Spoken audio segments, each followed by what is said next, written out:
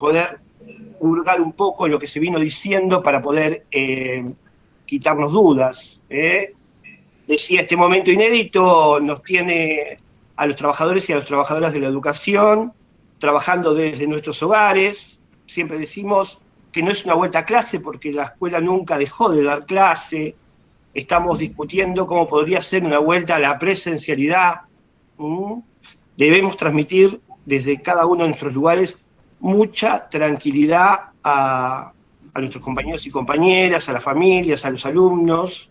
¿Sí? Tenemos mucho tiempo para ir discutiendo cómo se va a dar esa vuelta a la escuela de la forma más segura posible. ¿Sí?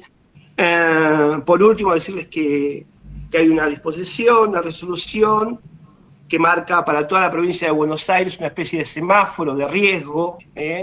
Berizo en este momento, y si no me va a corregir ahora el director de salud del municipio, está en un riesgo medio, que es justamente este riesgo y las actividades que este riesgo permiten, es una de las que estamos llevando a cabo ahora, que es capacitarnos, entender un poco en qué lugar estamos parados, hacia dónde tendríamos que ir para construir colectivamente el conocimiento que nos permita volver a la escuela.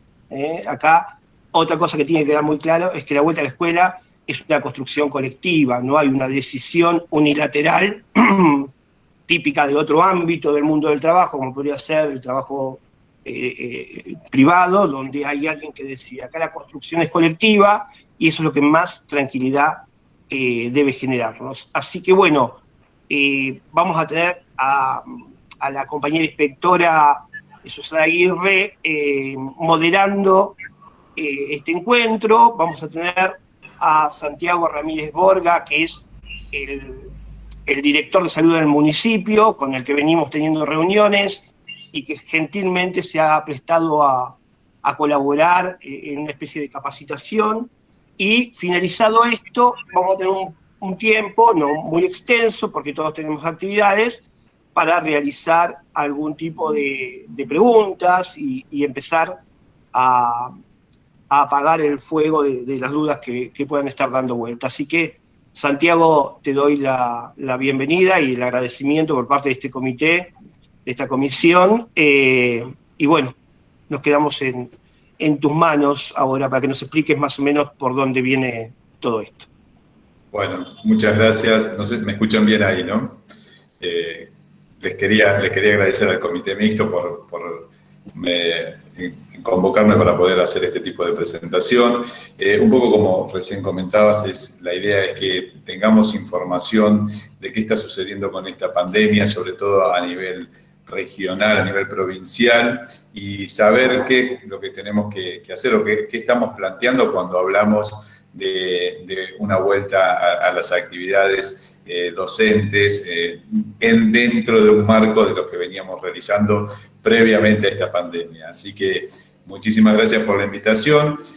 Un poco como recién comentabas, voy a tratar de sintetizarles qué está sucediendo epidemiológicamente con la pandemia, y obviamente esto va a generar posiblemente muchas preguntas, así que si les parece, ni bien terminemos, vamos a ir evacuando todas las dudas que sucedan.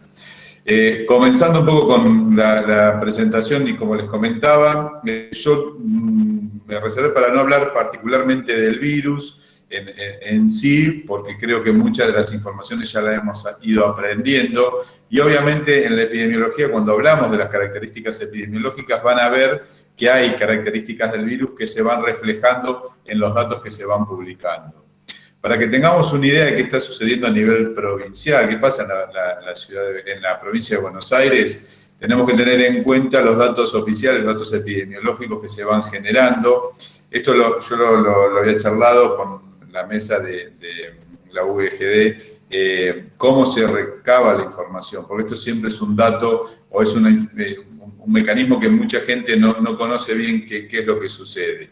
Brevemente, para que todos sepan, cualquiera de nosotros que está con síntomas compatibles con la infección por coronavirus, lo que hace es asistir a un centro médico para realizarse el hisopado. Es decir, cuando tenemos los síntomas que están descritos como el cuadro de casos sospechosos, sea fiebre, dolor de garganta, tos, mialgias e incluso con síntomas digestivos, concurrimos a un centro médico. En ese centro médico nos van a ofrecer el hisopado. Hoy en día hacemos algunos diagnósticos llamados por nexo epidemiológico, es decir, que si en mi casa uno de mis convivientes era positivo, confirmado, y yo empiezo con síntomas dentro del periodo de incubación, no me van a hisopar y me van a decir que soy positivo. Eso es confirmar por nexo epidemiológico, pero en definitiva, por nexo epidemiológico o por hisopado, lo que se hace con cada una de esas personas es completar una planilla previamente al hisopado o al decirle que es positivo confirmado, y esa planilla se vuelca en un sistema informatizado a nivel provincial, se llama SISA. Este sistema lo que hace es recabar la información de toda la gente sospechosa que es hisopada o confirmada, como decíamos, por nexo, y ese dato se redistribuye de acuerdo al domicilio, al municipio que corresponda. Es decir, pasándole un ejemplo, si acá en Berisso hoy se hisopan 20 personas, pero se hisoparon 10 más en La Plata y 5 más en Berazategui, pero tienen todas domicilio en Berisso, a mí me van a informar hoy a la noche que tengo 35 personas sospechosas en Berisso. Así que este sistema informatizado lo que hace es agregarle transparencia al sistema y a la información, y centraliza muchísimos datos que nos permiten tomar conductas al respecto, no solo a nosotros como municipio, sino también a nivel provincial, a nivel ministerial. En esa información es esto que vamos a brindarle, en ese sistema es donde se sacan estos datos que vamos a mostrarles. Supongo que están viendo la presentación. Estos son los datos que tenemos divididos por semanas, se llaman en epidemiología, dividimos por semanas al año calendario, y estos son los últimos datos, si se fijan, están reflejados hasta el 7 de noviembre, sería la semana 45 epidemiológica. Vemos que en la provincia de Buenos Aires hubo alrededor de 1.360.000 casos sospechosos, de los cuales 569.000 se confirmaron por infección, y de estos un número considerable de muertos por esta patología. Esto tiene que ver, como siempre decimos, con las características del virus. Es un virus que afecta fácilmente a la población, pero que en su amplia mayoría no tiene una mortalidad importante.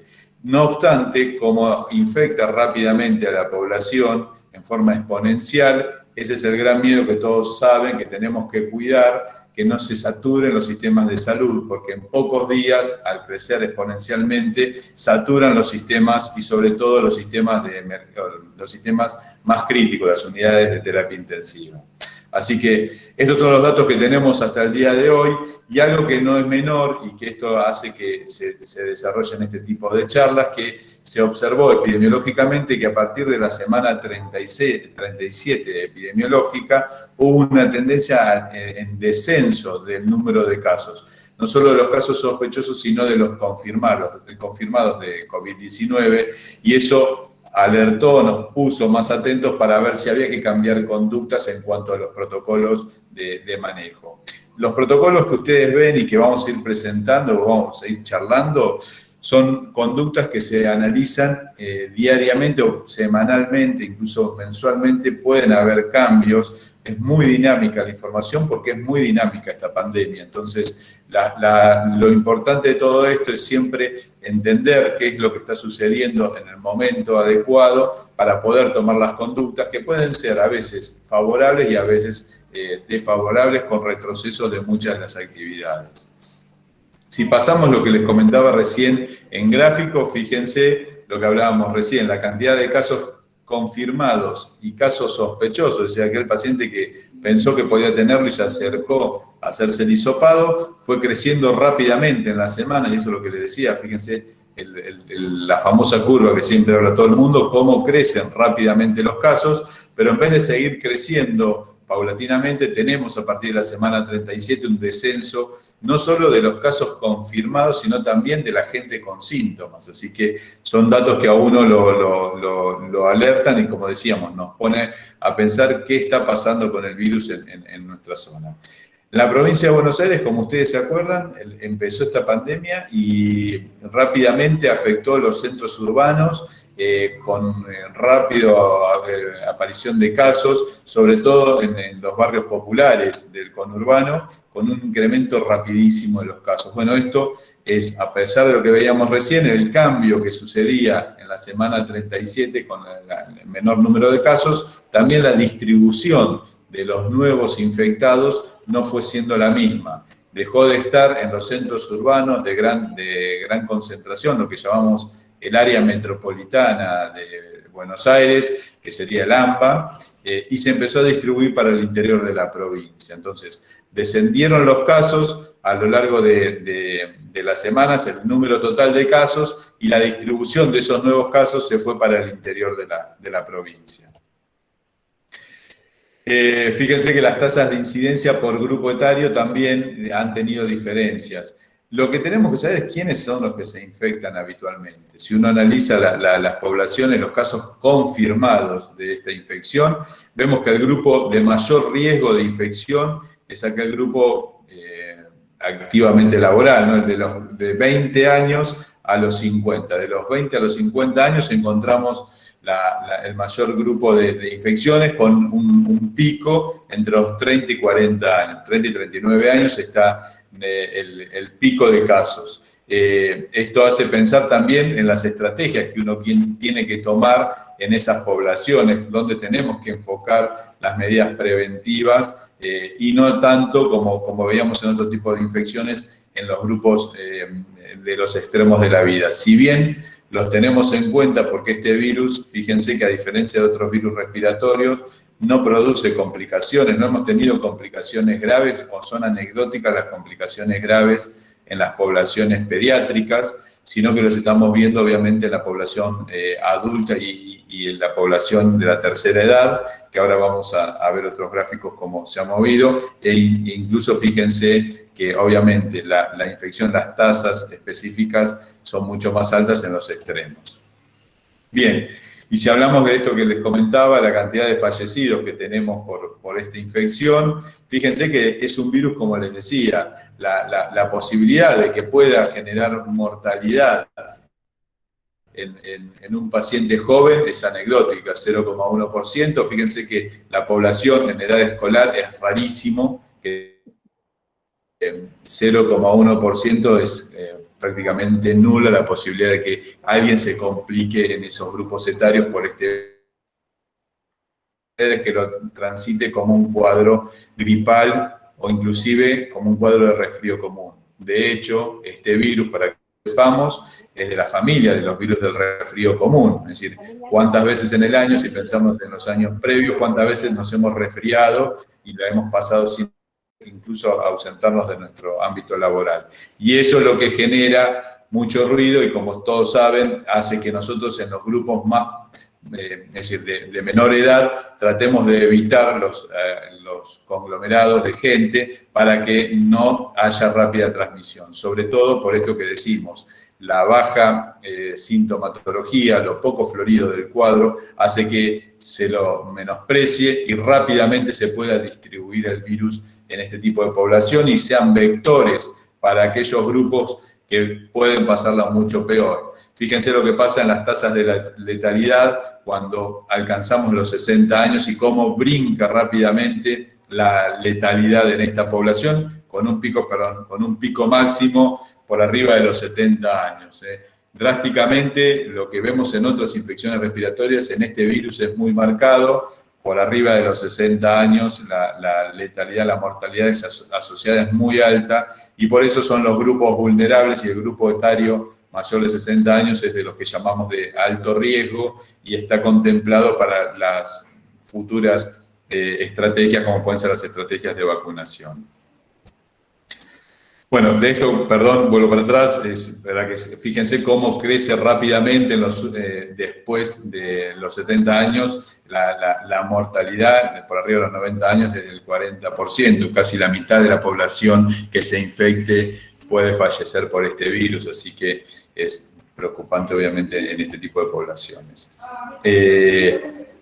Si analizamos esto que les comentaba, cómo ha cambiado las curvas epidemiológicas en la provincia de Buenos Aires, fíjense que la cantidad de casos de fallecidos, que son las barras azules, cómo ha ido aumentando rápidamente, como aumentaba junto de la mano del número de casos nuevos, es decir, era exponencial también, acompañando la mortalidad de esta población que se infectaba rápidamente. Se estabilizó a partir de la semana 31, 32, y empezó de nuevo a descender la cantidad de muertos por esta patología, como decíamos, con el descenso de la prevalencia, y eso trajo de la mano también un descenso de la letalidad, es decir, que descienden dos factores, y esos son datos alentadores que no queda bien claro cuáles pueden ser las razones, pero uno de la observación analiza de que obviamente los cambios climáticos, si bien no cambian la biología del virus, sí cambian las conductas sociales de la población, y el hecho de que mantengamos distancia, estemos en lugares abiertos, hagan que la transmisión de este virus sea mucho menos frecuente, menos exitosa, y eso va a ser parte de las estrategias que vamos a utilizar cuando hablemos de una vuelta a la actividad presencial. Bien, ¿y quiénes son los pacientes que fallecieron? ¿A qué más que tiene esta población? Bueno, esto se ha ido analizando a lo largo de estos meses y hemos encontrado que este virus, a pesar de ser un virus respiratorio que comparte las características de transmisión como el virus de la gripe y el virus de la bronquiolitis, tiene sus características particulares. Una, esto que decíamos, es mucho menos frecuente que se puedan infectar pacientes jóvenes, a diferencia del virus sincitial respiratorio, que es el virus de la bronquiolitis, en la cual la población pediátrica es la más vulnerable, no los adultos, y es la que terminaba generalmente en las terapias intensivas pediátricas. Bueno, este virus, esa población, como dijimos, no produce nada. Este año, todas estas medidas que tomamos, parecía mentira ver las guardias pediátricas desiertas en pleno mes de julio, pero bueno, todas estas medidas que tomamos de aislamiento y de aislamiento respiratorio permitieron que los otros virus que se transmitían por la misma vía no hayan circulado como lo hacían habitualmente. Este virus en particular sí encontró ciertas poblaciones como poblaciones vulnerables, y principalmente la que vimos en los menores de 60 años era que eran muy vulnerables, había una mortalidad asociada muy importante en aquellos que eran hipertensos, en aquellos que eran diabéticos, en los obesos y en los fumadores. Esos son los grupos de mayor riesgo. Obviamente los que siempre son vulnerables son los pacientes oncológicos o los pacientes que tienen algún tipo de inmunosupresión, no tanto la de inmunosupresión adquirida relacionada con el VIH, sino principalmente aquellos que reciben algún tipo de tratamiento inmunosupresor, pacientes con alguna falla orgánica, como puede ser la insuficiencia renal o la insuficiencia cardíaca, trastornos neurológicos, el EPOC y el asma como patologías respiratorias. Así que en menores de 60 años teníamos esos factores a la cabeza como factores de riesgo, y en los mayores de 60 años se vuelven a presentar los mismos, pero con un factor de riesgo mucho más marcado, que es la hipertensión y la diabetes a la cabeza. Así que son dos patologías que hoy, todas estas que están viendo en el listado, son las patologías que tenemos en cuenta y que van a estar en cuenta cuando hablemos de vacunación como estrategia para disminuir la aparición de nuevos casos y de mortalidad asociada a la patología. Bien, ya achicándonos, ¿qué pasa en la provincia? Ustedes saben que la provincia se divide en regiones sanitarias, hay distintas regiones sanitarias, la que abarca toda nuestra región, que es La Plata, Berizo, Ensenada, y una serie de otros municipios, ahora los vamos a ver, es la región sanitaria 11. La región sanitaria 11, si bien no estuvo a la cabeza, si uno piensa en región sanitaria quinta o sexta, que son las que están marcadas en el conurbano, específicamente en el primer y segundo cordón de Buenos Aires, nosotros estamos en tercer o cuarto lugar con el número de casos positivos confirmados de la infección. En nuestra región específicamente, acá en la región sanitaria 11, la mayoría de estos casos se presentaron en el ámbito público. Esto es parte de lo que hablamos. es la gente que se tuvo que acercar al sistema público, que normalmente no tiene una cobertura que les permita acceder a uno u otro sistema, sino que están obligados al sistema público, y esto es lo que preocupaba desde el Estado, poder darle respuesta a todo este número de casos en un sistema que muchas veces no es suficiente, no alcanza para tener rápidamente muchos casos con complicaciones. Si analizamos por municipios, estos son los municipios que componen la región sanitaria 11, tenemos ahí a Berisso. Berisso está primero puesto, pero por un tema de orden alfabético. Si bien no somos de los más bajos, estamos en segundo o tercer lugar muchas veces en la cantidad de casos confirmados de nuestra región sanitaria. Así que La Plata, obviamente, por centro urbano es la que se lleva la mayoría de los casos, alrededor de 53.600 casos confirmados de notificación, es decir, que entre sospechosos y de esos confirmados. 20.000 casos tuvo la Plata hasta la semana 45, nosotros 2.800 casos, así que nos sigue ahí cerca Presidente Perón y un poquito menos en nuestra región, específicamente Ensenada.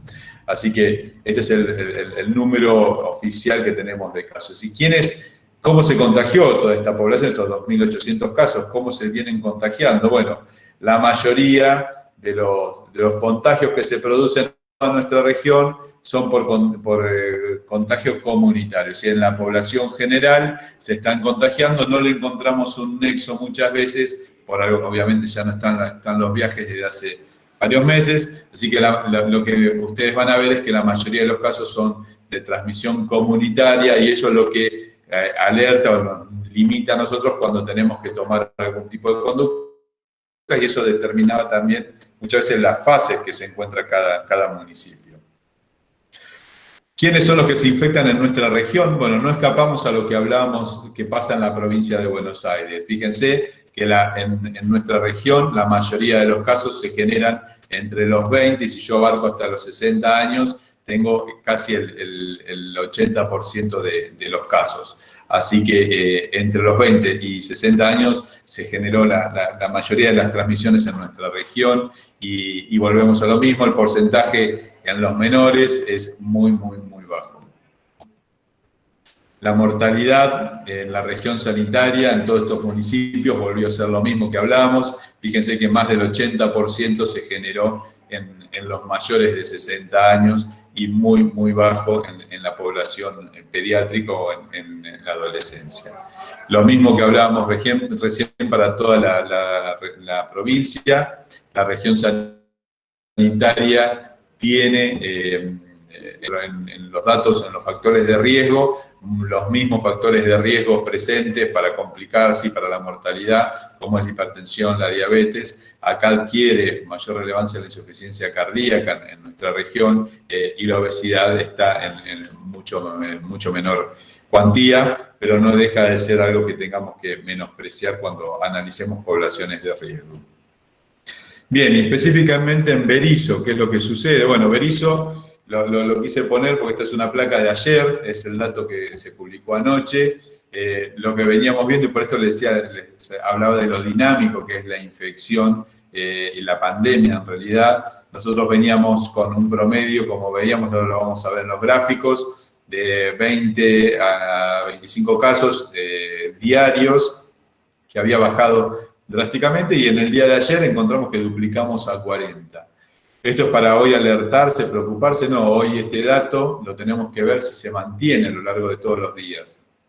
Si sucede eso, seguramente vamos a tener que replantear muchas conductas. Pero obviamente apelamos que estos a veces son números que se desprenden de los subregistros de los días previos, es decir, cuando por ahí no se pudo procesar adecuadamente o no se procesaron todos los casos sospechosos y se fueron acumulando casos hisopados, y por ahí en un día tenemos un pico de la cantidad de casos que se pudieron confirmar. Así que esto es uno de los termómetros que tenemos nosotros desde el municipio para estar atentos en base a los casos confirmados enviados por el sistema, como les decía, el sistema SISA de información sanitaria, y En base a eso, nosotros vamos a tomar ciertas conductas y siempre tenemos un dato más local, más fáctico, que es el hecho del índice de ocupación de las camas. Acá en el municipio de Berisso, nosotros lo que hacemos, al ser un municipio pequeño y tener pocos centros de salud, tenemos un manejo diario de la cantidad de camas ocupadas, de la ocupación de camas que hay, tanto en el hospital provincial, en el Larraín, como de los dos grandes centros de atención privada, las dos clínicas que hay. Entonces, conocemos el hecho de la cantidad de camas que se ocupan diariamente, y eso también es un termómetro que nos permite ver si realmente los datos pueden estar sesgados de alguna manera en el sistema SISA. Hoy, esto que estamos viendo reflejado, como les comentaba, 40 casos en un solo día, en el día de ayer, no se ve reflejado en las internaciones donde el hospital está con muy bajo índice de ocupación en este momento. Las clínicas están con menos del 40% de ocupación en terapia intensiva y muy pocos de esos casos son por coronavirus. Así que por eso les digo, estos datos siempre los tenemos que tomar con pinzas y analizar varios días a ver qué está sucediendo con la epidemiología. Y bueno, ayer se cumplió que tuvimos 3.000 casos confirmados totales de infección. Esto es un poco lo que les estaba comentando. Fíjense, nosotros hacemos análisis cada 10 días de la cantidad de casos positivos. Fíjense cómo iba creciendo drásticamente cada 10 días el número de casos. Y empezamos a notar, como hablábamos de lo mismo, de la semana 37, 38, donde empieza a haber un descenso progresivo de los casos, en el cual los últimos días de noviembre estamos casi a los mismos días antes de empezar con los picos grandes de julio. Así que esto es lo que nos hace pensar, y un poco lo que hablaba Mari, lo que comentábamos, en el cual las posibilidades de que haya un descenso paulatino con el cambio estival, con el clima, que nos permita por ahí estar abriendo algún otro tipo de actividad en el ámbito municipal. Analizamos no solo eso, los casos positivos, sino fíjense los sospechosos, es decir, cuánta gente, yo tengo el número de positivos, pero cuánta gente viene también a hisoparse porque está con síntomas en su domicilio. Así que eso también nos mostró que, fíjense que en agosto y las primeras semanas de septiembre el número era generalmente alto. Fíjense que de julio a septiembre, en muy poco tiempo, en un mes y pico, la cantidad de casos que habían aumentado con sintomatología, y esto a lo largo de la semana siguiente ha ido descendiendo paulatinamente. Es decir, no solo los nuevos confirmados, sino también la cantidad de gente con síntomas que consultaba. Y eso nos permite ver esto que vemos acá en las curvas, donde estamos casi llegando a lograr que se den altas a lo mismo que el mismo número de casos positivos, y eso habla de que posiblemente la tendencia sea a disminuir y a controlar aún más la pandemia en las semanas siguientes. Como siempre les digo, como les decía recién, como decía Tuzán, puede fallar, estamos atentos a ver qué sucede en estos días. Por eso seguimos apelando a la conciencia social, a que la gente siga utilizando todas estas medidas de prevención que veíamos. Bueno, esto es parte de lo mismo, ver lo que veíamos en los casos sospechosos y en los confirmados en las últimas semanas. Bueno, no sé si les quería dejar de compartir esto, si quieren hacer alguna pregunta en este momento o esperamos a terminar con la otra presentación. La otra presentación es, en base a esto que les comentaba recién de la epidemiología, ver qué se planteó, como hablábamos hoy, qué es lo que se genera como protocolo de manejo en el ámbito educacional. Santiago. Sí. Perdón, hay una pregunta de Silvia Márquez que dice, ¿por qué disminuye los fines de semana? ¿Es un problema de traslado de información estadística o de resultados de hisopado? Eso es el subregistro que nosotros tenemos en cuenta. En los fines de semana no se hisopa lo mismo que se hisopan los días de semana, e incluso no se procesan todas las muestras que se procesan los días de semana. Entonces siempre vemos que hay un subregistro y nosotros lo tomamos, por eso le digo, lo tomamos con pinza. A mí no me cambia, no me pone contento que un domingo tenga 5 positivos, porque sé que el lunes o el martes me voy a encontrar por ahí con 25. Pero bueno, por eso sacamos un promedio de 10 días para ver cómo se movió la cantidad de casos, porque pasa eso, hay un sesgo del sistema que tiene que ver con eso. Y hay veces que también nos llega la información, a veces nos pasa, estamos muy atentos con los fallecidos, pero nos pasa muchas veces que por ahí la información no nos llega en el mismo día, nos llega el otro día, porque se cargó tarde y el sistema no lo pasó. Tratamos de, a lo largo de estos meses, ir soslayando eso para tener lo más rápido posible la información, pero bueno, por eso hacemos promedios. Normalmente nos movemos con promedios porque pasa esto que ustedes notan los fines de semana.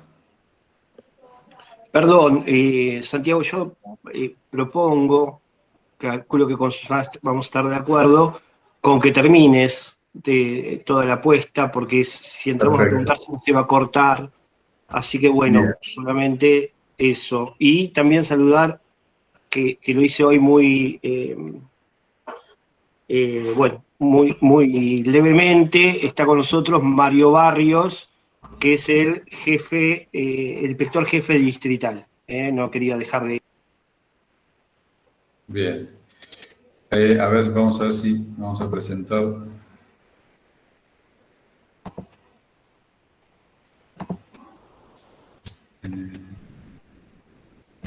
Compartir. Bueno, ahí la ven bien la presentación, les pido que me confirmen. Sí, sí. Perfecto. Bueno, un poco lo que decía Florial, lo que tuvimos acá es la generación, lo armaron desde el ámbito educativo, un plan jurisdiccional para poder dar un regreso seguro a clases y sobre todo a las clases presenciales. Esto es algo, lo primero que tenemos que saber, que es algo dinámico y que obviamente tiene distintas etapas, lo vamos a ir charlando y lo vamos a ir refrescando. Bueno, esto es solamente a modo informativo para que sepan, hay una resolución que se genera obviamente a partir de esta información, fíjense lo que hablamos, 21 de octubre, que se genera esta resolución, donde lo que se plantea es, bueno, pensar en un plan para poder volver a la actividad educativa en diferentes ámbitos de acuerdo a la evolución de la pandemia en nuestra región, de acuerdo a cómo se mueva la pandemia dentro de cada municipio. Así que solamente lo puse para que se entienda que esto no es pensar que mañana, porque disminuyen los casos, tenemos que abrir todas las escuelas y van a estar toda la matrícula de todas las escuelas funcionando, sino que esto es ir probando, ir viendo cómo se puede ir desarrollando y buscando esas poblaciones educativas que están vulneradas, que realmente perdieron el acceso a la educación, se desvincularon a lo largo de esta pandemia en estos meses. Así que esto es paulatino.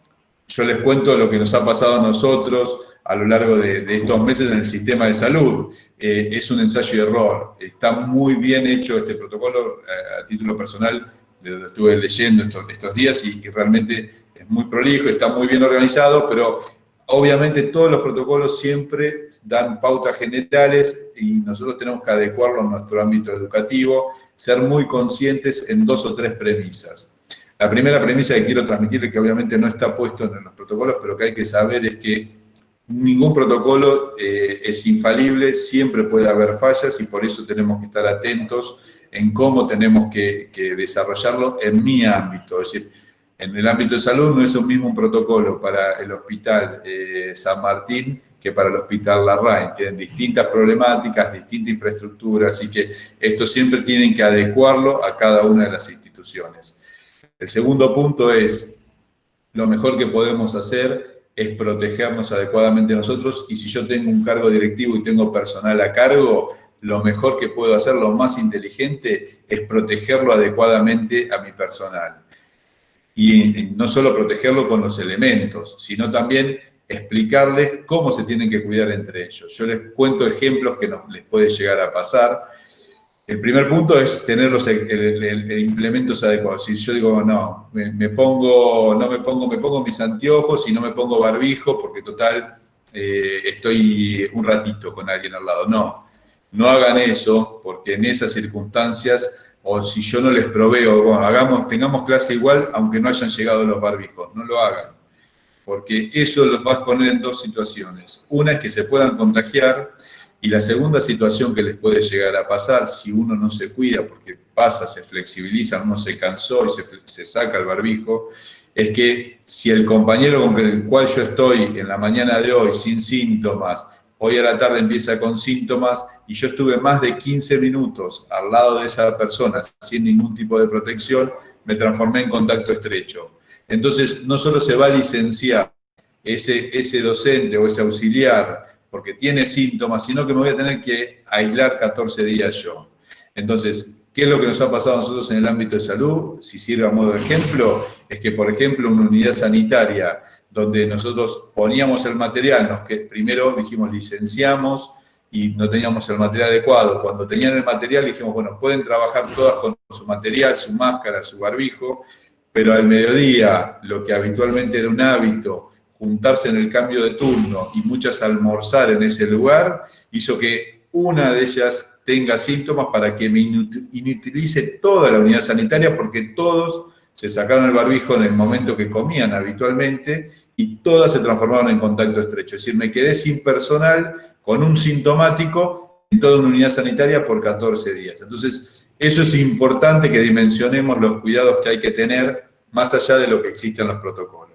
Dicho esto, es solamente mostrarle, y es poco pedagógico esto que he puesto, pero digo, es saber que esto es lo que se plantea en la resolución, es que esto va a ser en forma dinámica, que la decisión de abrir un establecimiento, de hacer actividades presenciales o actividades socioeducativas, es decir, que no tengan que asistir estos grupos vulnerados a la actividad, la decisión va a depender del Ministerio de Salud en conjunto con los otros ministerios y no del municipio, sino que ellos van a tomar indicadores de esto que hablábamos recién, estos datos epidemiológicos que transmite el sistema SISA, para sacar indicadores y en base a eso definir si el municipio Berisso está en bajo, mediano o alto riesgo, y en base a eso las actividades. Por ejemplo, lo que les decía, estamos por ahí en este momento como un municipio de mediano riesgo,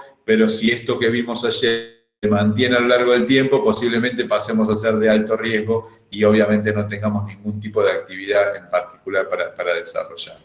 Así que estos protocolos yo les diría que es interesante, yo les estaba mostrando la resolución, esto son lo que se resolvió, es parte de lo que les vengo explicando, pero para que si quedaba grabado ustedes sepan dónde está, se puede buscar esta información. Es interesante que cada directivo, cada docente, cada auxiliar pueda leer el protocolo para que esté informado y se pueda sacar las dudas que sean necesarias, pero es parte de lo que veíamos recién y veníamos comentándole. Bien. Una entonces, consulta. Sí. Protocolo, pero ahí en todo momento habla de baja circulación. ¿De cómo? En este momento estamos hablando habla de baja circulación. Sí. La 63-2020 nos habla de baja circulación. Entonces, en este momento estamos en mediana. Sí. ¿Protocolo para mediana circulación?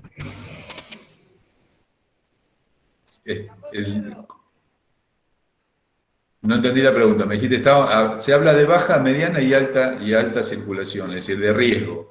Eso lo van a definir el ministerio. En base a eso es la actividad que podemos desarrollar en cada uno de los municipios. Entonces, lo que estamos planteando hoy es esto que estamos haciendo de charlar y capacitarnos y ver qué está sucediendo con la epidemiología y con los protocolos, es parte de lo que puede suceder en un municipio que está en mediano riesgo. Es decir, que todo el personal ya esté capacitado y esté entrenado, sepa cómo es el protocolo para el manejo. A partir de ahí es presentar, lo van a ver ustedes en el mismo protocolo, es ver qué tipo de actividad. Obviamente, para actividades presenciales, actividades en aulas, se busca siempre el bajo riesgo. Por eso les digo, hay distintas actividades que se van a ir planteando en base a cómo esté parado cada municipio. El regreso a clases es un poco lo que les comentaba, el regreso presenciales va a ser en forma progresiva. La primera etapa es lo que figura acá, de actividades presenciales, se habla de esto, grupos pequeños, no grupos, no toda la matrícula, como les decía, sino los años, los extremos de los ciclos, es decir, el nivel primario y el nivel secundario, sobre todo en los extremos, los sextos, para poder acercarse. Y obviamente esto, como les decía, tiene que ver de acuerdo a cómo se vaya moviendo la pandemia en nuestra región. Esto es parte de lo que, obviamente, yo vuelvo a, siempre les planteo, lo charlaba los otros días con la UGD, le digo, yo lo veo desde el punto de vista médico, desde el punto de vista, desde la Secretaría de Salud, hay muchísimas características desde el punto de vista docente que ustedes tienen la experticia del saber que yo no lo tengo. Así que yo me volqué más para charlar y puntear los títulos de cuáles son las pautas que tenemos que tener en cuenta y por qué se hacen este tipo de pautas para que podamos nosotros después discutir desde el punto de vista médico o lo que yo les pueda aportar desde el ámbito. Hay pautas obligatorias que se plantean en este protocolo, en este plan, que son pautas desde el punto de vista de la organización. Es decir, un punto inicial es lo que hablábamos. Generalmente, para empezar a hacer algún tipo de actividad, se hace con grupos reducidos y con el distanciamiento. Mantenemos siempre el distanciamiento y si se hacen en aulas, el distanciamiento tiene que ser de 1,5 metros. Esto tiene que ver con lo que hablamos siempre, tiene que ver con aquellas circunstancias en las cuales el virus, para que se entienda, se transmite. Y vuelvo a repetir hechos de la biología del virus. Este virus no queda flotando en el aire, no queda suspendido en el aire por largo tiempo. Puede quedar si hay mucha concentración, pero en poco tiempo. Este virus normalmente viaja por las gotitas de saliva al hablar. Así que si yo en este momento estoy sin barbijo, si podría estar contaminado, sé que lo estoy dejando a 1 metro de donde estoy en este momento, y eso es lo que tenemos que tener en cuenta. Así que siempre mantener esto, que no es menor, el 1,5 metros dentro de un ámbito, incluso en un ámbito como puede ser un aula, y en espacios comunes los 2 metros. Lo ideal siempre es llegar a esa distancia de los 2 metros. Esto después lo vamos a ver en un gráfico que se muestra, es también los 2 metros, 1,5 metros entre los pupitres, entre los bancos de alumnos, y los 2 metros con el docente. El tema de horarios de entrada y salida, eso lo que se trata de hacer es buscar lo que hacemos en muchas circunstancias, es alternar los grupos. Van a ser grupos pequeños, generalmente son grupos de no más de 10 alumnos, y estos grupos se tratan de hacer alternados, es decir, que no estén compartiendo todos al mismo momento la salida, e incluso si se generan, hay momentos que se puede llegar a generar el famoso recreo, lo vamos a tener que tratar de evitar que sean en el mismo momento.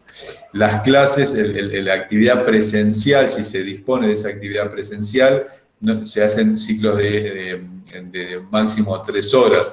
No se trata de hacer el ciclo lectivo completo, sino poner los grupos reducidos, en horarios reducidos.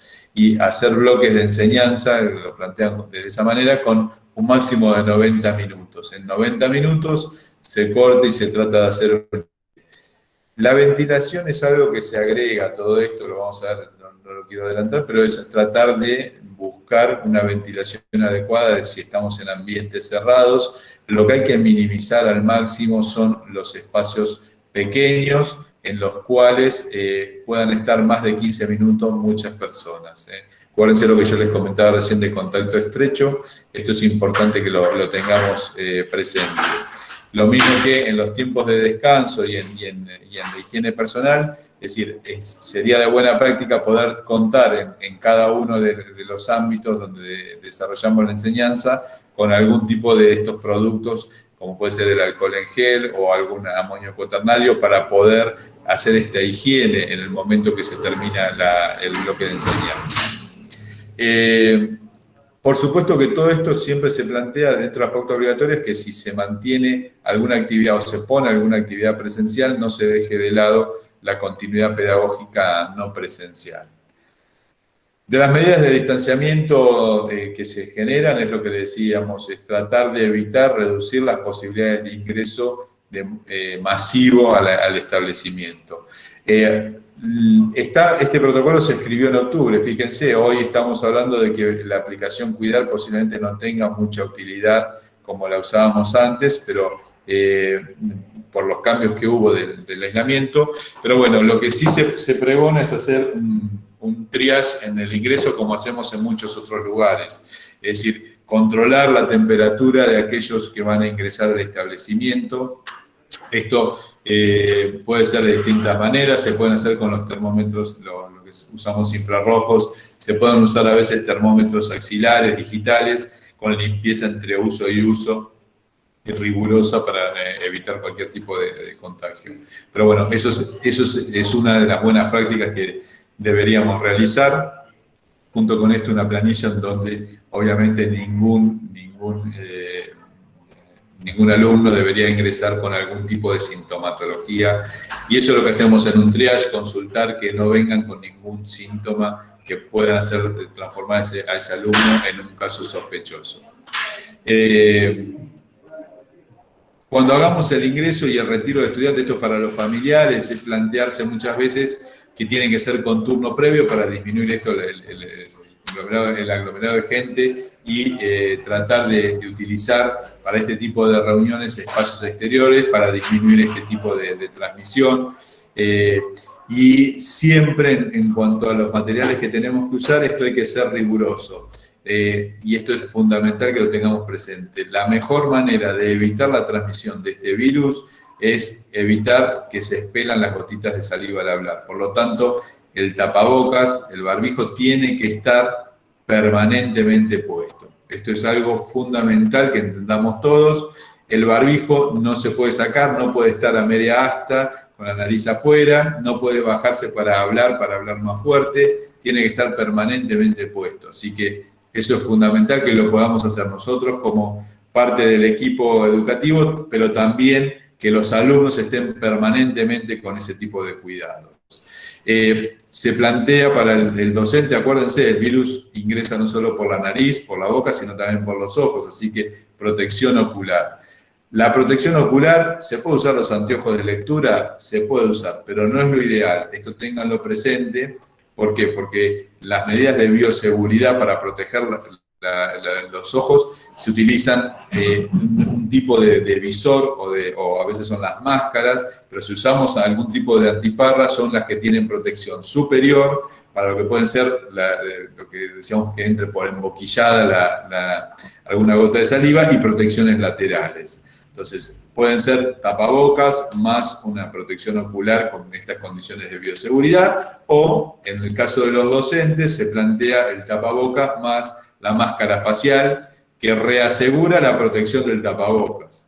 Así que con esas dos medidas, obviamente, el riesgo es ínfimo de contagio.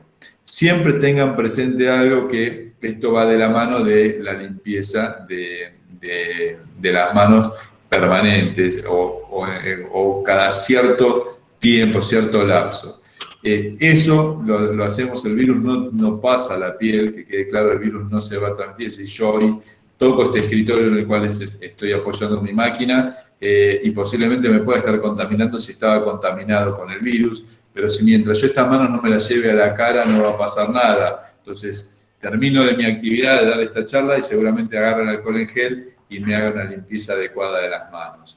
Esta limpieza adecuada de las manos hace que desaparezca el riesgo por haberme contaminado tocando este escritorio. Así que eso es fundamental que lo tengan presente en el ámbito educativo. No hay que tener miedo, sino ser prudente en este tipo de cuidados. Limpieza de manos cada cierto tiempo, con alcohol en gel, con agua y jabón. ¿Es mejor uno y otro? No, pues funcionan los dos adecuadamente.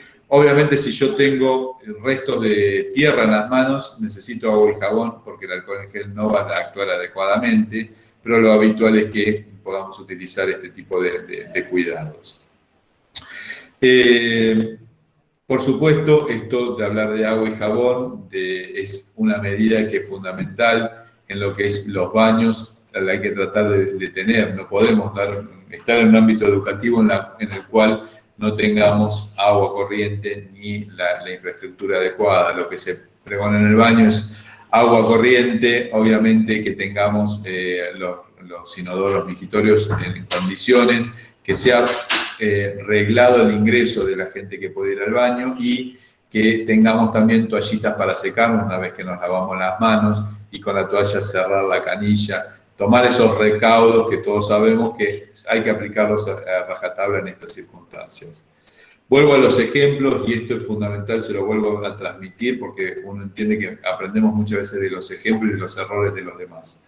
Yo les puedo asegurar que con estos cuidados a todos les puede dar miedo en el aula o en un patio con 10 personas, estando si tengo el 1,5 metros, los 2 metros, si tengo la máscara o el barbijo. Posiblemente ahí no sea el momento donde se contagian. El alto índice de contagio que se ha dado en el personal de salud no se da normalmente cuando están en las habitaciones atendiendo a los pacientes positivos, porque en esos ámbitos donde uno tiene miedo, donde uno está preocupado, es donde más se va a cuidar. La mayoría de los contagios se producen en los office, en los lugares donde habitualmente uno se junta a media mañana para tomar, porque era la tradición juntarse a tomar un café, y entonces nos bajamos el barbijo para tomar el café y charlamos de nuestros hijos. En ese momento, ahí es donde nos terminamos contagiando, o si no, en el domicilio los fines de semana, donde vienen nuestros familiares, donde se amplía el número de exposiciones sin barbijo, porque pensamos que en ese lugar no nos vamos a contagiar. Les puedo asegurar que la mayoría de los casos se generan en ese lugar. Con todas estas medidas que estamos hablando en este momento, las posibilidades de contagio son prácticamente nulas. Como les dije al principio, puede fallar, sí, por eso hay que tener en cuenta todo. Puede fallar el triage de la entrada, que vengan y no le den trascendencia a los síntomas, que venga con la infección y no tenga fiebre, que es una posibilidad. Si bien es lo más frecuente la aparición de fiebres 37,5 más, es decir, que pueda venir con menos de 37,5 y estar infectado. Por eso seguimos manteniendo el barbijo y seguimos tomando todos estos recaudos. Sumando todas estas medidas vamos a realmente disminuir las posibilidades, o vamos a trabajar en un ámbito seguro, como lo desarrollamos nosotros en el ámbito de salud. Bien, la disponibilidad de elementos de higiene, obviamente es lo que hablábamos recién, tienen que estar presentes en el ámbito de la salud. Es el Consejo Escolar, por el protocolo, quien destina estos elementos para que los puedan tener en el ámbito educativo. Tienen que estar disponibles, obviamente tienen que estar los elementos y estar disponibles. Y sí, ser muy rigurosos, esto es fundamental, muy rigurosos en la limpieza en los pasos. Limpieza es con agua y jabón, limpiar toda superficie que pueda tener tierra, que pueda tener algún detrito, eso tenemos que limpiarlo. Después desinfectar, generalmente lo que se utiliza es la lavandina, el agua lavandina o el hipoclorito como desinfectante, hay que aplicarlo, dejarlo 10 minutos que actúe y vamos a limpiar con eso las superficies. Hay que acordarse siempre que si no son este tipo de productos, porque son elementos que se pueden corroer por el uso de hipoclorito, lo que podemos utilizar es alcohol al 70 o amonios cuaternarios que pueden evitar ese tipo de daño. Y obviamente después de hacer la limpieza y desinfección hay que dejar una ventilación adecuada. Esto en el ámbito educativo se trata de hacer cada 90 minutos para poder ir disminuyendo esto que decíamos, la posibilidad de que queden por expeler las gotas de saliva contaminadas el virus en las superficies. Las superficies generalmente son las planas las que se van a complicar, hablemos de pupitres, de escritorios y el piso, así que son los lugares que generalmente hay que limpiar y aquellas que se tocan mucho, las escaleras, las barandas, los picaportes.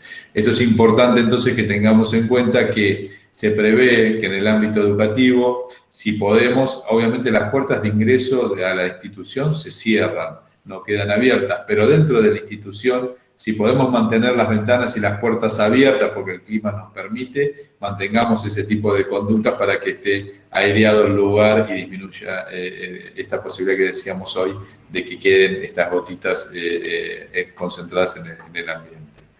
No vamos a hacer mucha referencia, obviamente, a lo que son uso de algún implemento como son los ascensores, es limpieza adecuada, como pasa hoy en cualquier tipo de edificio, cualquier PH que tenga este tipo de equipos. Con respecto a los kioscos y a las colaciones, lo que se va a tratar de incentivar es Primero que se traigan, en cuanto a lo que es alimentos, no abrir los kioscos, sino dejarlos cerrados y plantearnos de que si se trae una colación, se traiga desde el domicilio esa colación. Tratar de no consumir alimentos dentro de la escuela. El otro punto que se genera acá es qué implementos tengo que traer. Bueno, se plantea minimizar la posibilidad de traer muchos útiles o objetos al ámbito educativo, y si es factible no dejar todos esos elementos, es decir, la mochila no dejarla dentro del aula, sino en algún espacio destinado para tal fin.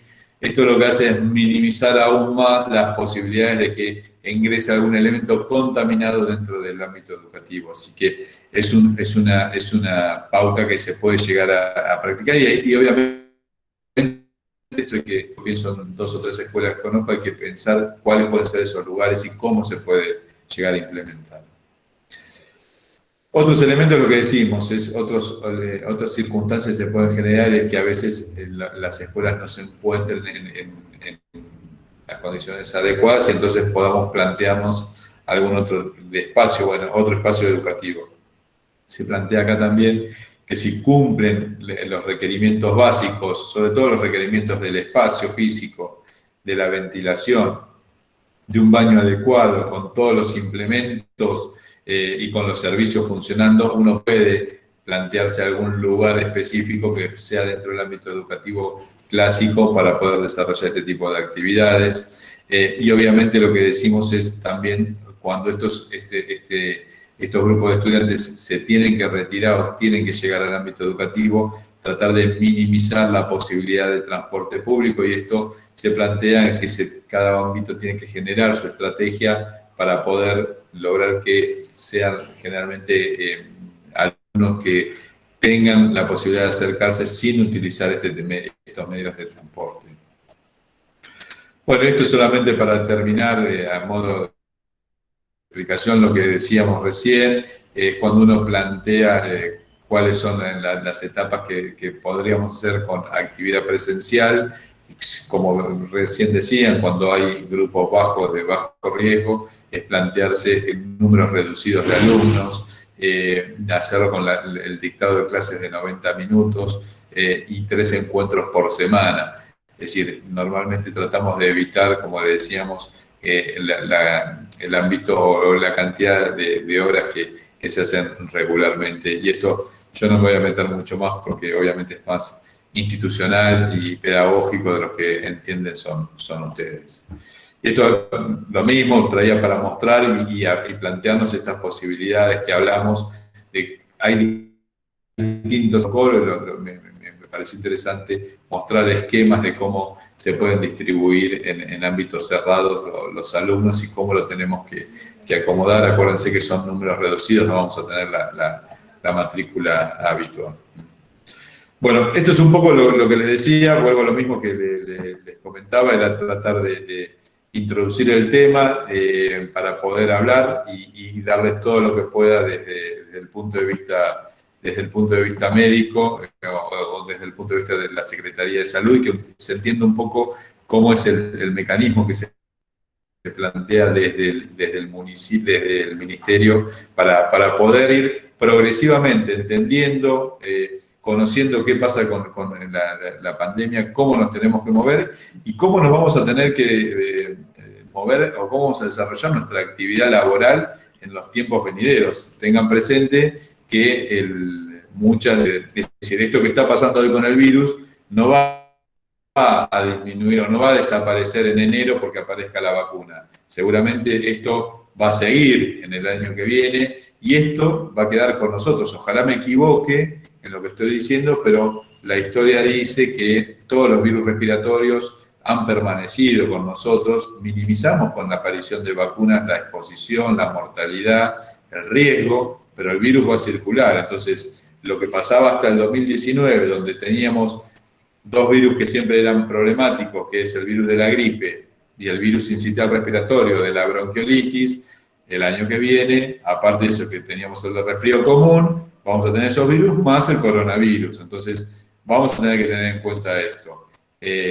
Va a haber en el ámbito laboral vamos a tener un montón de distintas aristas, seguro. ¿Qué va a pasar? No lo sabemos. Esperemos no llegar a tener en Argentina lo que está pasando en este momento en Europa con una segunda oleada. Esperemos que la vacuna rompa esa historia natural de la pandemia para nuestro continente y estemos en otra situación cuando vuelva la temporada de frío en nuestro país. Así que bueno, y estoy abierto a las preguntas en lo que pueda. En principio, Santiago, antes que empiece las preguntas, bueno, agradecerte la excelente puesta que has hecho. Ha sido muy gráfica, muy llevadera, muy simple a la hora de poder procesarla. Esto queda grabado, lo que significa que vamos a poder rever este video de mi perro. Que vamos a poder rever este video y poder ir evacuando dudas.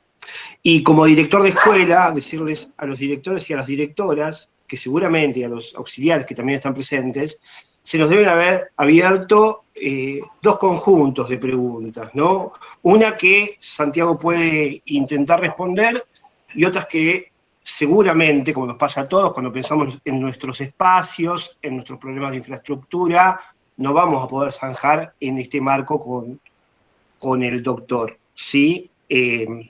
Ya estoy pensando en las ventanas, en las puertas, en el ingreso a la escuela, en el patio que tenemos o no tenemos, en las escaleras que tenemos o no tenemos. No tenemos seguramente, en la mayor parte de los espacios, creo que en el 99.9, ascensores, pero sí tenemos escaleras, y también tenemos la convivencia de niños y adolescentes y adultos en las instituciones. Entonces, digo, pensar que la pregunta que disparemos tenga que ver puntualmente con la cuestión epidemiológica. Me salió la palabra, que me cuesta. Sí. Muchas gracias, de todas formas, Santiago. Así que bueno, preguntas, compañeros y compañeras. ¿Podría hacer una pregunta? Sí. Perdón, antes de empezar con las preguntas, había algunas cuestiones ahí de apreciaciones en el chat que tienen que ver obviamente con cuándo volvemos a las clases presenciales. Había una pregunta, bueno, que Santiago más o menos dio la apreciación, pero bueno, si querés por ahí reforzar ese tema. Y obviamente lo difícil, ¿no?, que es para los niños más pequeños, acá comentan, el tema de los distanciamientos y, ¿no?, más que nada. Y también en la secundaria, hay algunos aportes ahí que hablan en la secundaria con la cantidad de docentes que hay en el nivel, ¿no? Por año. Sí, el protocolo, por eso les decía, es muy interesante para leerlo, es largo, pero es muy interesante porque ahí esas dudas están escritas, están evacuadas. Incluso, yo no lo puse, pero hay una cuenta que se saca y se muestra ahí que lo que vos decías recién, no se va a empezar con los niveles más bajos de enseñanza. ¿Por qué? Por esto que decís, no se puede mantener es decir, yo pienso en chicos de un nivel de primaria, los primeros años de la primaria, en chicos menores de 6 años, el barbijo no va a estar, el distanciamiento, el tocar, el llevarse la boca, es decir, son generalmente los ámbitos donde se transmiten todos los virus respiratorios. Los jardines de infantes son los ámbitos donde normalmente se generan los focos de virus respiratorios, así que obviamente es muy difícil empezar por ese tipo de actividades.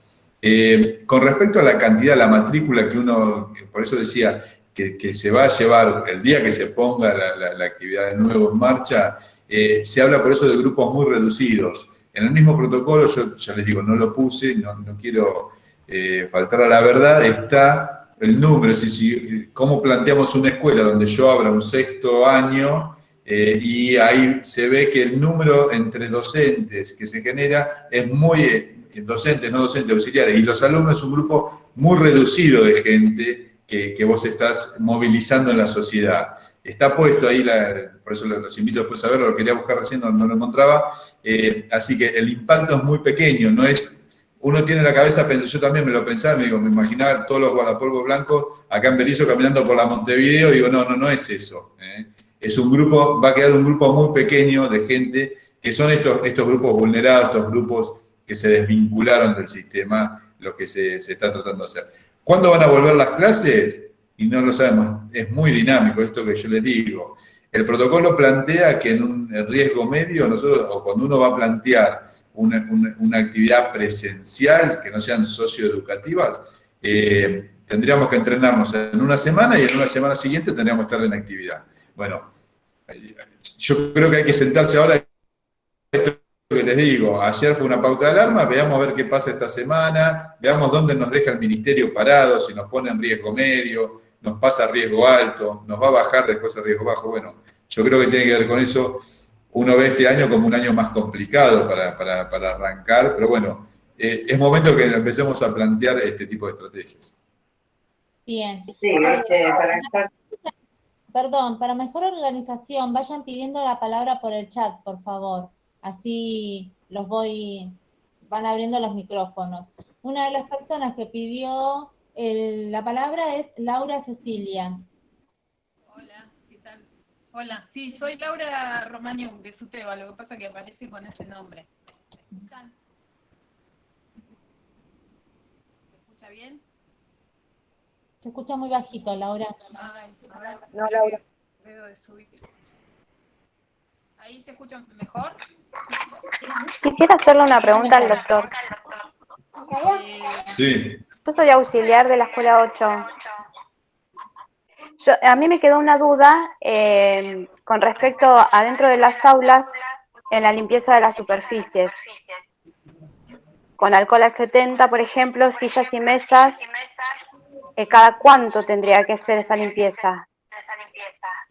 Mira, lo que se plantea son ciclos, bloques de 90 minutos, vos tendrías ahí 15 minutos que podrías movilizar a los alumnos y limpiar la superficie.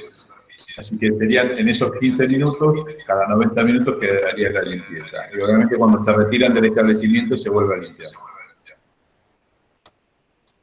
Gracias. No, bueno. Bien, y ahora sí, Laura, que te escuchamos. No sé si, bueno, espero que se escuche. No, que vi ahí, digamos, algunos comentarios de compañeras que decían, nos vamos a morir de sed. Me parece que esta sería una oportunidad importante, primero para poder dentro de las escuelas tener una participación democrática real de todos los compañeros y las compañeras, directivos, auxiliares. Yo celebro esta reunión porque esto trae bastante tranquilidad en cuanto a que siempre tener el conocimiento hace que estemos más tranquilos. Recién participó la compañera auxiliar y eso es importante, que todos nos evacuemos las dudas. Y que recordemos, hay dos cuestiones acá, que esta resolución, la resolución 63, se ha difundido, y eso es importante, que todos la tengamos en cuenta y que en esta reunión clarifiquemos las dudas y tengamos en cuenta también el plan de prevención de riesgo. Es algo que es también administrativo en las escuelas, pero que en realidad debería ser el producto de un debate de los actores de la institución. Y si hay un debate democrático y donde todos pueden participar, vamos a calmar esas ansiedades que tienen que ver con todas las preguntas que nosotros tenemos. El plan de prevención de riesgo ya existe en las escuelas, existe desde el 2011. Sería una oportunidad importante para discutirlo democráticamente entre todos. Esta charla importante. Perdón, Laura, te interrumpo un segundito, Laura, porque hay muchos micrófonos abiertos y se pierde mucho la posibilidad de escuchar a los compañeros y compañeras. Por favor, muteen su micrófono. Muchas gracias.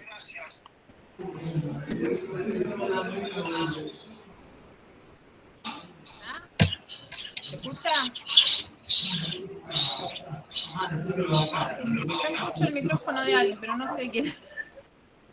Bueno, esto, digamos, que sea real participación democrática de todos y de todas dentro de las escuelas con el conocimiento y con los asesoramientos para llevar tranquilidad, ¿no? Nosotros como SUTEBA queremos llevar tranquilidad y que y que nadie va a morir de picos de estrés si realmente, digamos, pueden opinar, pueden participar y podemos hacer todos estos análisis que los docentes sabemos quiénes vienen en micro, quiénes vienen con la familia, quiénes se pueden acercar sin transporte, quiénes son los que es indispensable que estén en vinculación con la escuela.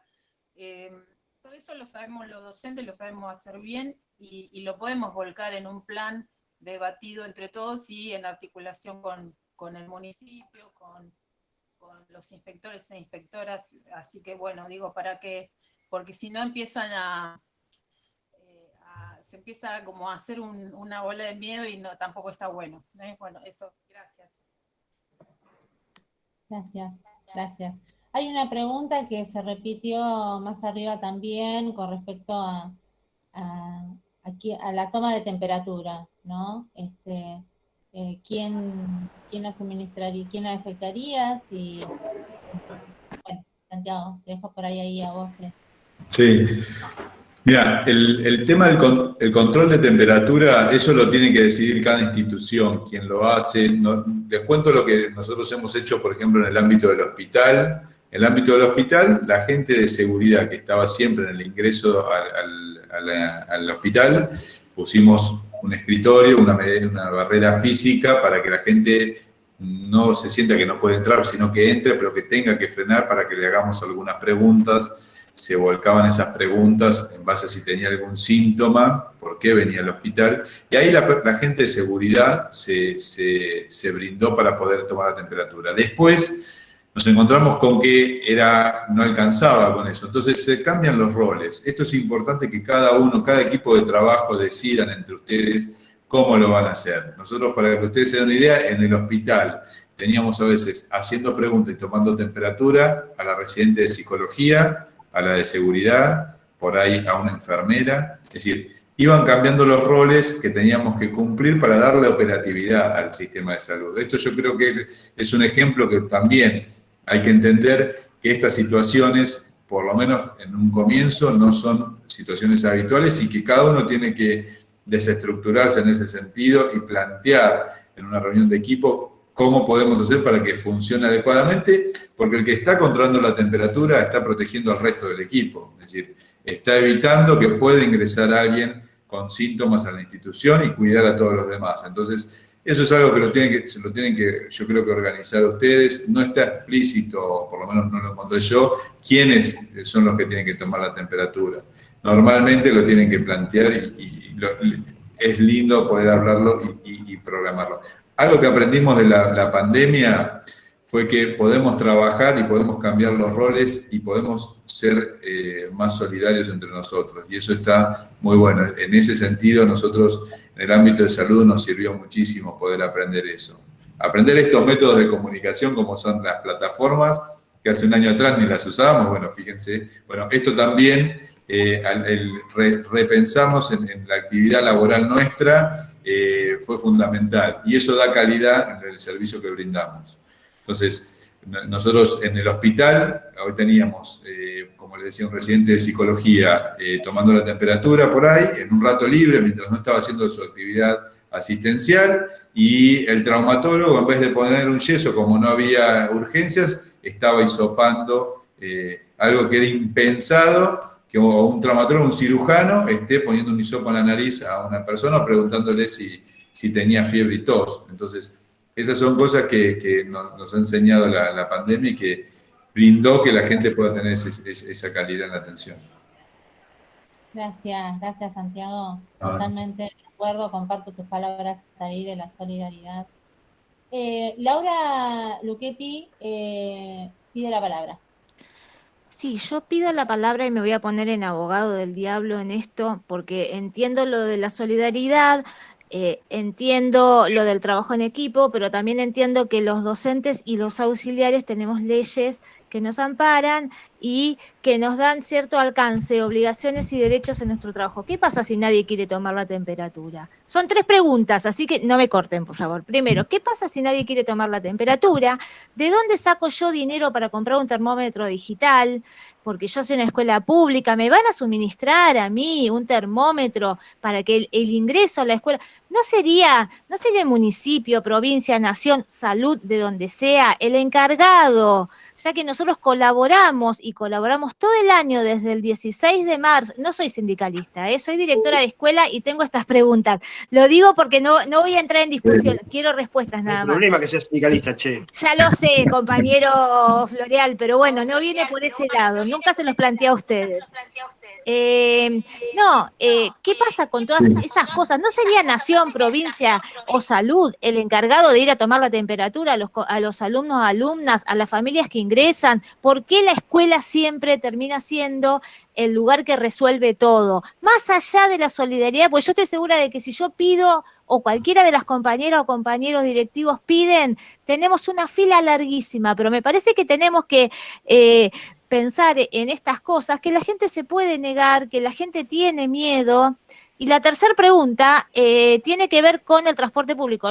Mi escuela es en Los Talas, en la escuela 10 de Los Talas, en la cual la gente va en colectivo. Y son niños de primaria, o sea que los llevan los padres.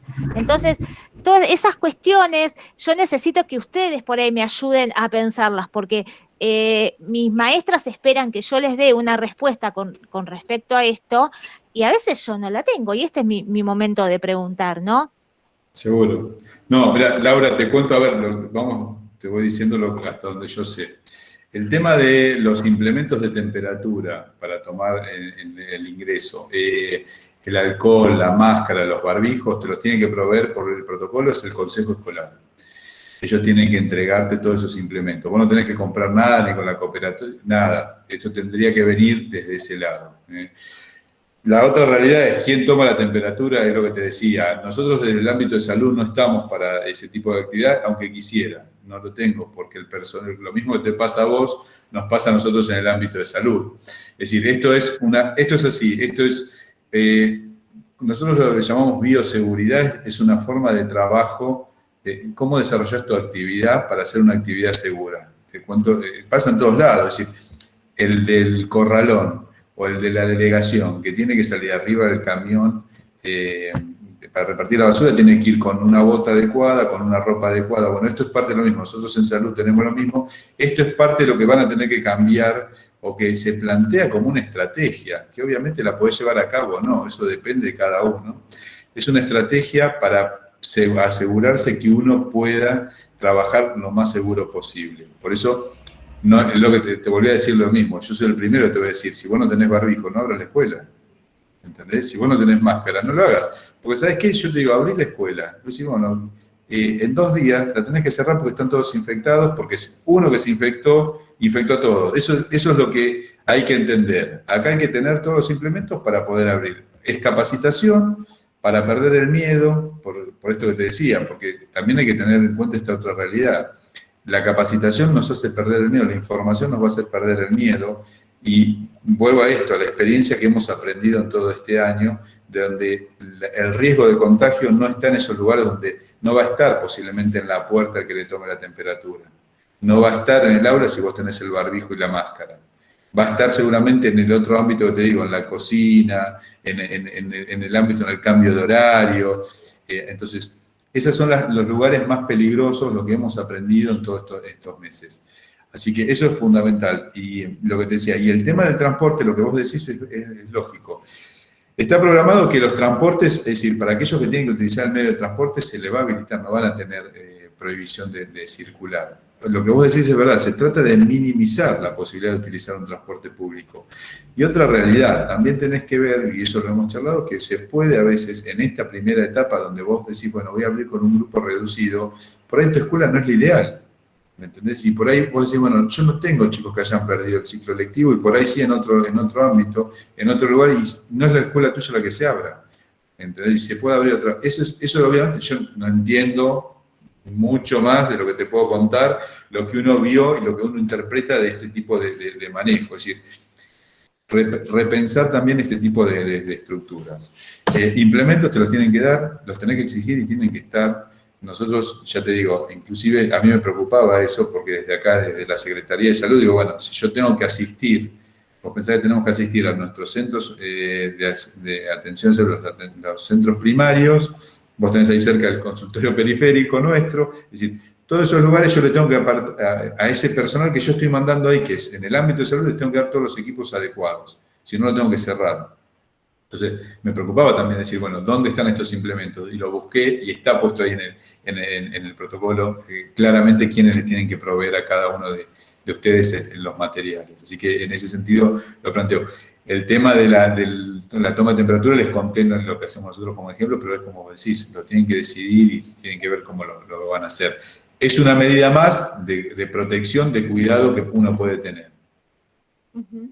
Gracias, Santiago. Yo lo que quiero aportar ahí, bueno, antes que continúe justamente Pilar, es el tema de que acá, como también la Lorena, hay una partida que está destinada para la compra de termómetros, de consejo escolar y todo lo demás. Por eso, esto tiene que ver, como dijo Santiago también, ¿no? Con una capacitación, que es la primera capacitación que se alcanza que el Comité Mixto de Seguridad Salud de Berisso va a poner en marcha. Les pedimos también que así como empezamos ahora con esta capacitación, vamos a seguir trabajando para llevar seguridad a cada uno de los docentes, los no docentes y cada uno de los estudiantes y familias, porque estamos trabajando de forma articulada con el jefe distrital y lógicamente con el municipio para asegurar el regreso seguro a las instituciones. Entonces, cada una de las instituciones va a ser vista de manera particular y minuciosa. Quería decir esto, no sé, Florial, si quiere aportar algo más. No, yo quería decir casi exactamente lo mismo que dijiste, Susana. Digo, tenemos que hacer un esfuerzo muy grande por poder transmitir, como yo dije al principio, tenemos ámbitos que jamás soñamos que podíamos tener para pensar nuestras condiciones de trabajo, nuestras condiciones de enseñar y aprender, para generarnos entre nosotros redes de seguridad, para generar a nuestras comunidades, a nuestros pibes, a nuestras pibas, a las familias, grandes espacios de discusión y de seguridad. Yo pensaba recién cuando la escuchaba a Laura, a la cual le agradezco profundamente las preguntas que ha hecho, porque seguramente están en las cabezas de la mayor parte de los que estamos aquí presentes, que a nosotros nos va llegando un sinnúmero de normativas, que son las normativas que podríamos decir base, sobre las cuales vamos a discutir y vamos a analizar las problemáticas. Y como recién dijo Susana al final, cada institución, cada territorio educativo es un mundo, cada escuela es un mundo. Vamos a tener como piso las resoluciones que nos van llegando, pero nadie puede legislar finalmente sobre la especificidad del territorio de infraestructura en el que nosotros estamos insertos, si nuestra escuela es rural, si es suburbana, si es urbana, digamos, si nuestros alumnos vienen en auto, vienen en micro, vienen a caballo, vienen caminando, digamos, hay un sinnúmero de especificidades que las vamos a resolver nosotros, adentro de nuestras escuelas, con el piso de las resoluciones y normativas que tenemos, en diálogo de construcción colectiva con nuestros compañeros y compañeras y con las familias con las que vamos avanzando. Es como querer decirle a las familias, mañana todos adentro de la escuela, la familia te va a decir, están locos, ¿no? ¿Cómo voy a mandar a mi hijo acá adentro? Ahora si le generamos los parámetros de seguridad, que primero tenemos que nosotros creer en esos parámetros, las familias van a empezar a permitir que sus hijos se acerquen a las escuelas porque van a sentir que la escuela les está brindando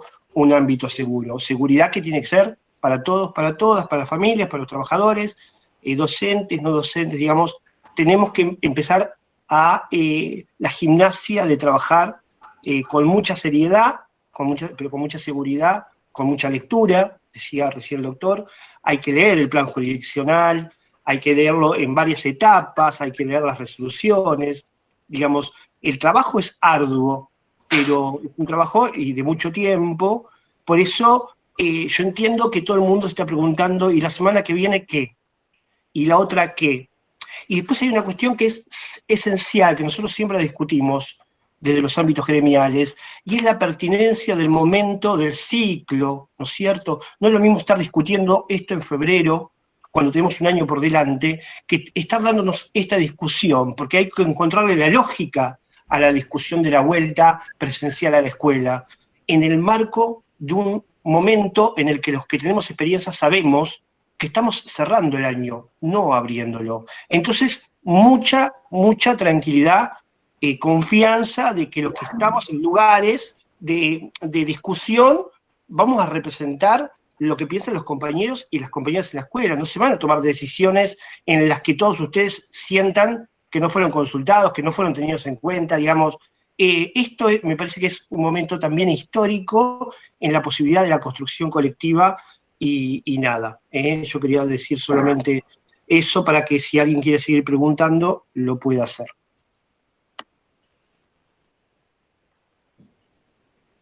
Bueno, creo que no pidieron nadie más la palabra. Yo no sé el tiempo del doctor, no se lo queremos no copar mucho, pero la verdad sumamente este espacio rico. Seguramente, como vos también dijiste, Florian, nos quedan más dudas y van a seguir apareciendo dudas, pero no sé el tiempo del doctor. Que ahí como quieran, 10 minutos, ahí veía que alguien quería preguntar algo, no hay ningún problema, podemos aprovechar. Palavecino quiere preguntar, pide la palabra. Y después Adriana. Sí, ¿me escuchan? Sí. Sí, ¿me escuchan? Sí, sale mal, soy Vasconcellos, soy de la escuela número 1 auxiliar. Que yo lo que quería comentar, escuchaba a la persona que hablaba que decía que no tomemos miedo, que pensemos en soluciones entre todos, que si cada escuela es particular, cada escuela, por ejemplo, la nuestra de 8 horas, yo, por ejemplo, lo primero que me acordé cuando el doctor hablaba de decir, bueno, si las mochilas se podrían llegar a quedar en la escuela porque los alumnos no entran otros alumnos. Un ejemplito, por ejemplo, ¿no? Como para ayudar. Que es muy importante que nos unamos entre todos, cada escuela, y ver la particularidad de la escuela. Eso era lo que quería decir. Y que sí, que no tengamos miedo, porque si salimos a la calle y nos cuidamos, también nos podemos cuidar dentro de la escuela. Como dijo el doctor, con barbijo, con el alcohol, reeducar de vueltas a los chicos adentro de la escuela, que ya no pueden estar yendo con el cuadernito para un lado. A veces sabemos que los nenes llevan el librito de asistencia a la directora. Bueno, reeducar a los chicos que ya no pueden volver al baño, que lo tienen que charlar, y sería muy importante que también nos incluyan a nosotros, los auxiliares, que somos los que estamos con el asunto de la limpieza y viendo muchas cosas. También, parece muy importante que arranquemos ahora. Listo, muchas gracias. Gracias, Cristina. Gracias. Gracias. Y Adriana también pidió la palabra. El apellido por ahí no quiero decir mal el apellido porque... No sé dónde está Adriana. ¿Se me escucha? Sí, sí. Buenas tardes a todos. Mi nombre es Adriana Dobroblansky. Soy auxiliar de la secundaria número 1. En primer lugar, agradecerle a usted, doctor, por tan hermosa charla. Y mi pregunta específica es, ¿cuándo se considera medicinalmente que esta pandemia pase a llegar a ser una endemia, debido a que usted mismo comentó que muchos de los síntomas que se transitan en el COVID se viven como un estado gripal? ¿Cuándo llegará a ser un estado gripal? Bueno, mira, en realidad es así, Adriana. En realidad ya el virus está instalado, ya lo tenemos, va a ser endémico, lo vamos a tener con nosotros de ahora en adelante. Los cuadros van a ser en la mayoría, lo que vamos a hacer es, con el cambio que vamos a tener ahora, la primera estrategia va a ser el tema de la vacuna. La vacuna lo que va a hacer es, ya te digo, no va a poder, ojalá, esperemos que lo pueda lograr, pero no creemos que por lo menos la primera generación de vacunas, lo que hagan es hacer desaparecer la infección. Lo que van a hacer es, ¿qué vamos a hacer? Es vacunar a los que más se exponen y más riesgo tienen de contagiarse. Principalmente la primera línea va a ser el personal de salud, seguramente esté seguridad ahí, y atrás de eso lo que yo les comentaba, ¿quiénes son los de alto riesgo? El paciente, como digamos hoy, el hipertenso se va a vacunar, el mayor de 60 años primero va seguramente a vacunarse, y después vamos a ir a vacunar al hipertenso, al obeso, al diabético. Esos pacientes, tengan o no tengan 60 años, van a estar seguramente con certificado dentro de este grupo.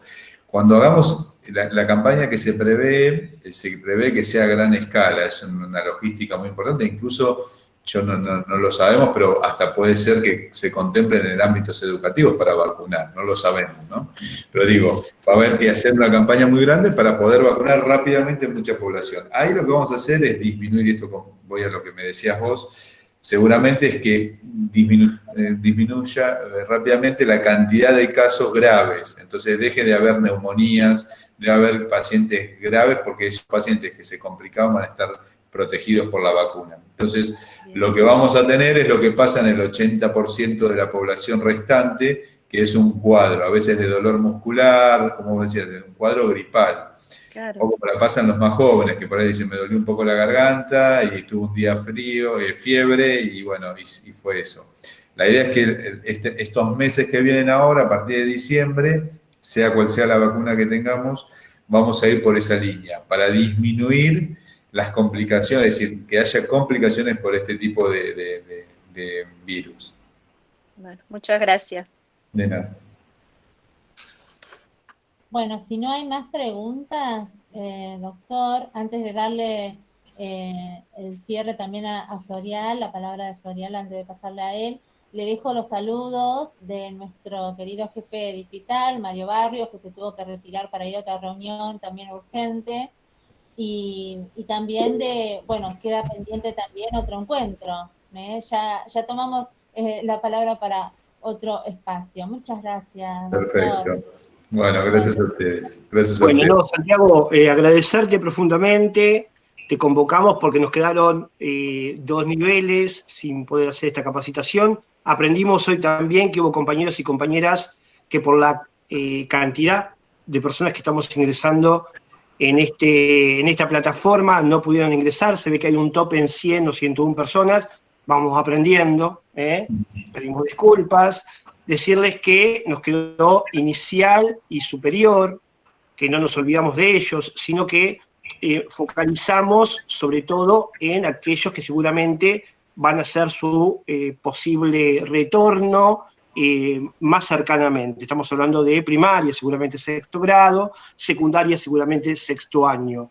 Esto significa que nos queda un largo tiempo de trabajo, en lo que queda de acá a que finalice el ciclo. Febrero nos va a encontrar seguramente a partir de la 3ª semana trabajando fuertemente, ojalá que en una situación epidemiológica mucho más benigna. Y nada, agradecerles a todos la presencia, la paciencia. Es difícil manejarnos en este tipo de reuniones virtuales, y deseando que a todo el mundo le haya servido. Un gran abrazo, Santiago. Gracias, Susana, impecable en la moderación, y a todos los compañeros y compañeras. Un gran abrazo desde la Comisión Mixta Distrital de Salud. Nada más. Gracias a ustedes por permitirme hablar con ustedes, y estamos acá en la Secretaría de Salud para lo que necesiten y evacuar las dudas que sean necesarias. Muchas gracias, impecable. Muchas gracias, Santiago. Gracias. Hasta luego. Gracias. Adiós, compañeras. Muchas gracias. Gracias, hasta luego. Gracias.